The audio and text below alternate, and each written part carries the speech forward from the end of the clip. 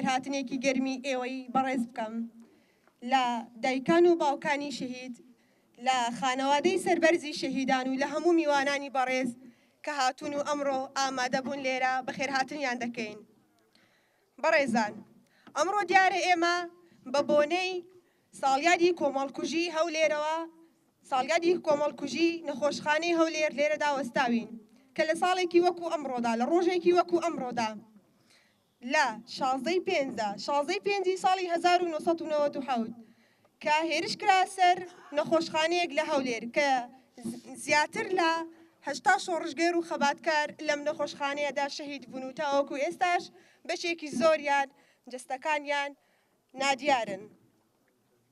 بەڵام ئەم کۆمەڵکوژیە نەیتوانی گەلی کورد سار بکاتەوە و لەسەر ئەو ئامانجەی کە هەمانە بە گروتونێکی زیاتر بەردەوام دەبین.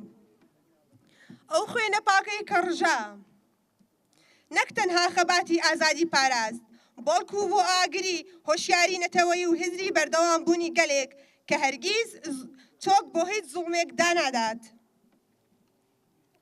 هەڤاڵان و هاوڕێیانی بەڕێز و خۆشەویست، بۆ ڕێزگرتن لە یادی شەهیدانی 16 ئایار و هەموو شەهیدانی تەواوی کوردستان کە لە ڕێگەی ئازادیەوە گیانی خۆیان بەخت کردووە، خولەکێک لە حوزوری گیانی پاکی شەهیدان دەوەستین. بفەرمونون.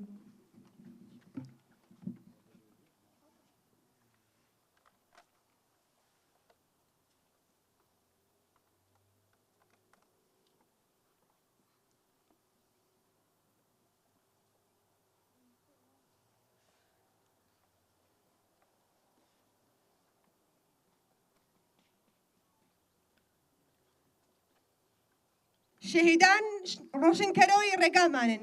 شاهید نامێرن، شاهید نامێرن، شاهید نامێرن. مەدەبوانی بەڕێز، ئێستاش گوێ دەگرین بۆ خوێندنەوەی کۆمیتەی پەیامی کۆمیتەی شەهیدان لەلایەن بەڕێز محەممەد غەریب. با بفەرمووێت.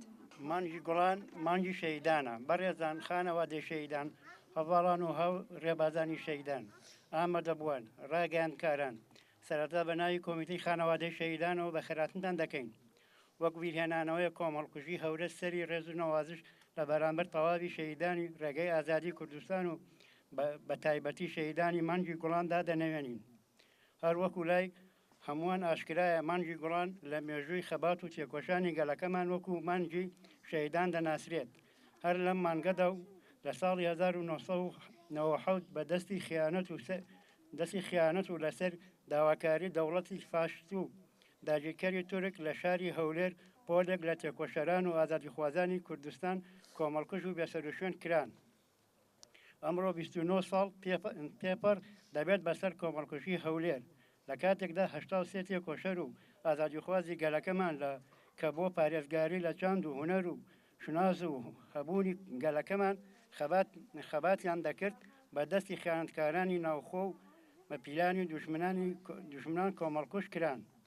ئەو چالاکوان و تێکۆشەر و ئازادی خوازانە کە شەهید و بێسەروشوێن کران، خەباتکاران، گەنجانی وڵات پارێز، یەکێتی ژنانی ئازادیخوازی کوردستان، نەخۆشخانەی مانگی سووری کوردستان، یەکێتی نەتەوەی دموکراتی کوردستان، نووسینگەی سەرەکی ڕۆژنامەی وڵات بوون. هەموو ئەو کەسانەی لەم ناوەندەدا تێکۆشانیان دەکرد کەسانی مەدەنی و سیڤڵ و بێچەک بوون. بەشی هەرە زۆریان کار و خەباتی هونەر و کەلتوریان دەکرد بۆ پاراستنی کەلتور و هونەری کوردی. شەو ڕۆژان خستبووە سەر یەک و بێوچەند تێدەکۆشان، بەڵام بەداخەوە لە کاتێکدا ئەوان خەونی پاراستنی شناز و کەلتوری کوردیان هەبوو، بەدەستی خیانەتکارانی کورد و هێڵی خیانەت شەهید کران.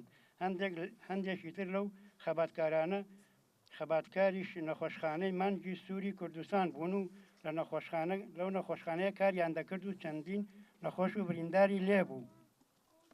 مخابن لەلایەن هێزەکانی پارتی دموکراتی کوردستانەوە بە خواستی تورکیا هێرش کرایە سەر ئەم نەخۆشخانەیە و دوور لە هەموو بەهایەکی مرۆڤایەتی و کۆمەڵایەتی و ئاینی و نەتەوەیی بە پزیشک و نەخۆش و بریندارەکانەوە بە شێوازێکی دڕندانە و کۆمەڵکوژ و بێسەروشوێن کران.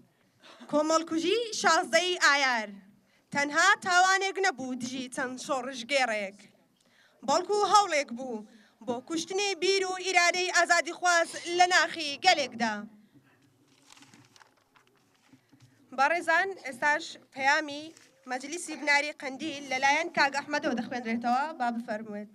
لەژێر سێبەری پڕهەیبەتی قەندیل لەوێ کە چیاکان سەریان بە هیچ گەردەلوولێک نەوی نەکردووە لە نێوان بێدەنگی گۆڕستانە بەرزەکان و هەناسەی خەباتێکی بێوچاندا.